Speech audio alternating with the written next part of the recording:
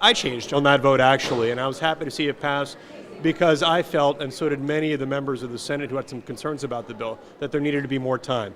So with the amendment that gave 120 days as opposed to 90, I felt as though that gave all of us a little bit more comfort in knowing that due process would be given, and that was something that was extremely important. So I was pleased to support it this time, and again, I think it's going to be a good bill. Do you think, for the first half of this General Assembly, do you think enough Republican-sponsored bills went through this time around? No, because I think only about two started in the Senate. Were actually voted on in the House and became law. One of those was mine, which I'm really proud of. We had a lot of bipartisan support. But still, that's something that I think all of us need to sit down and realize that at the end of the day, pragmatism is what the people of Delaware are looking for, not partisanship. And I know next year and going into next year, I think all of us are going to be focusing in on legislation that's going to have a more meaningful and pragmatic effect on problems that we're looking to solve in the state, regardless of whether it's a Democrat or Republican who's coming up with the idea.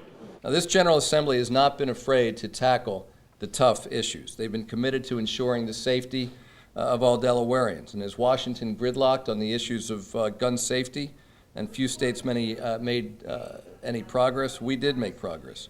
We removed the enormous loophole around private sales of guns that allowed anybody to buy one without a background check, and we gave our law enforcement an important and long-sought tool to crack down on straw purchases by requiring the reporting of lost and stolen weapons. Our budget also adds 6 new troopers to target violent gangs and drug trafficking organizations responsible for the majority of homicides in Wilmington, and provides for a comprehensive safety plan in every school within 2 years. We can also say that Delaware is even more welcoming and accepting as a state than we were when we convened 6 months ago. Starting a couple of hours ago, all Delawareans who make lifetime commitments to each other will now have full marriage rights recognized by our state and soon by the country.